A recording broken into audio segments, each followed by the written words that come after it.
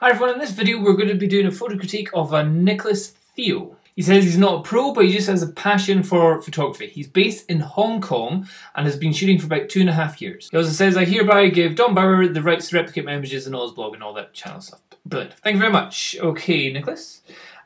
First shot here we've got here is construction. Okay, and looking straight away at it, it looks kind of like you've done an HDR, considering the kind of saturation, but this is one heck of a lot of construction going on, considering that's a little person down there. It must be for like a shipyard, I'm guessing, in Hong Kong. The only thing is, if I'm not reading what you've said here yet, I'm just saying the sky looks very dull blue compared to the saturation that everything else has got. Lovely golden colour, but it definitely looks like an HDR. So let's see, what do you actually say here? So you say it's an HDR image taken in central Hong Kong, extremely busy commercial area. You say you like this photo because it gives so much detail. The blue sky and the yard make a huge contrast. Well, what I would say is that the blue sky is a bit dull. So I would say, yeah, you've got it from an interesting standpoint. It's not perfectly central. Your center point for the kind of symmetry here is a little bit off and it goes a little bit at an angle. So you'd want to kind of straighten that. You could probably do that in post. Afterwards you could do some tilting or straightening or something like that. But yeah, I would say you need to enhance the blues there. The blue with the HDR that you've done here has just toned it down. It looks a bit duff. So that's where HDR sometimes isn't always the best thing to do. Additionally, it's also a slightly kind of middle image, as in the construction bit goes all the way up to the middle of the shot, then you've got the city, and then you've got a big blob of sky here. I would like this shot to be a little bit more down, looking more at the construction, seeing almost like what is directly below you, and having that leading off all the way up to the city, rather than, because like the sky isn't really that important in this shot. This is all about the construction and the city and the busy industrial place that it's in. Maybe if the city had loads of or maybe if the sky had loads of planes flying over it, that might have been part of the image, but here you don't have that. So here it's more, I think it would be better if you tilted it down a little bit more, got more of the construction in the image. Okay, your next shot is called Fly. Description, name of this photo is I Believe I Can Fly. An old man riding a bike hands-free trying to imagine what if he can fly. Okay, so you've done some panning shot. The man, the very dull side of the man is in focus. The background is nicely blurred. So in terms of practice, you've done very well with your panning and timing and getting the right shot.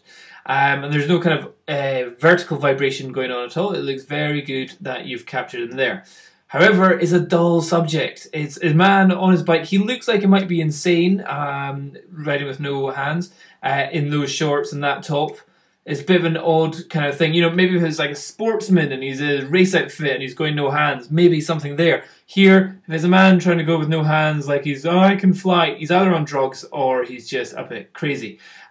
Also, it's a very dull side of him. We're just seeing half his back, his side, and his armpit. And we're not seeing his face, we're not seeing the look on his face, nothing there. Also, he's right in the middle of the shot. So in terms of composition, is he going to be flying into the image? Is he flying out of the image? Is there something, a direction that he's going to? Here he is just in the middle.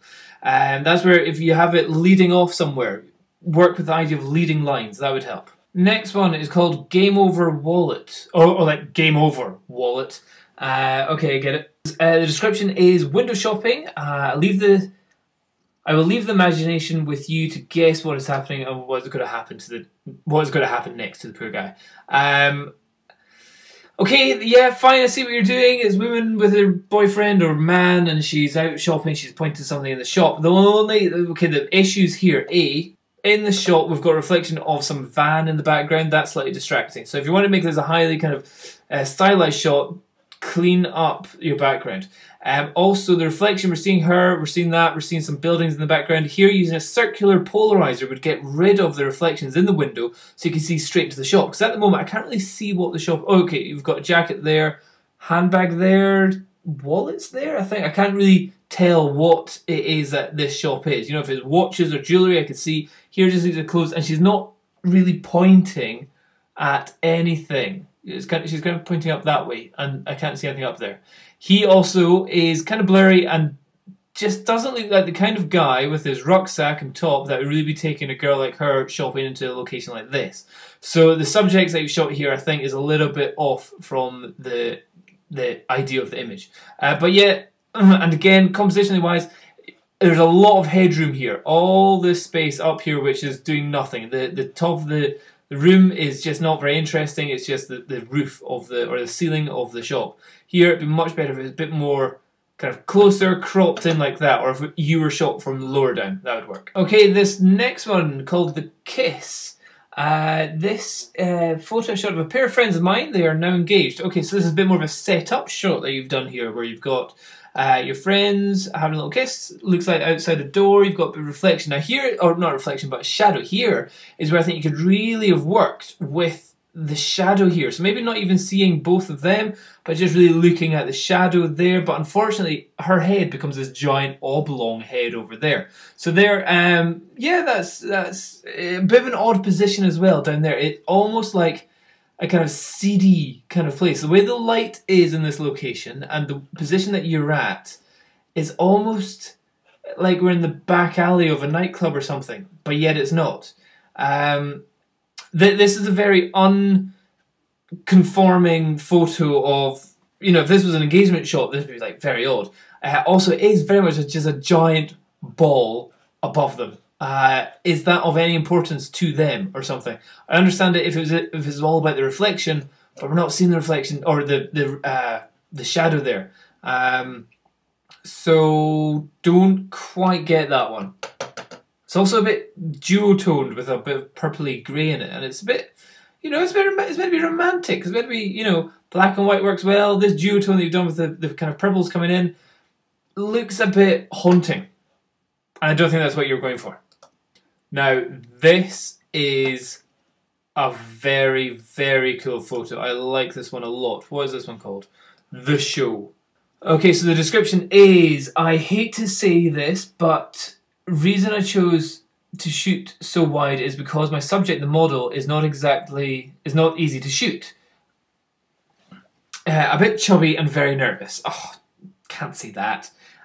So we came across this empty theatre, and this is the result, and that is a cool result. I like that a lot. It's like a theatre though. That looks like it's more like a sports stadium than anything.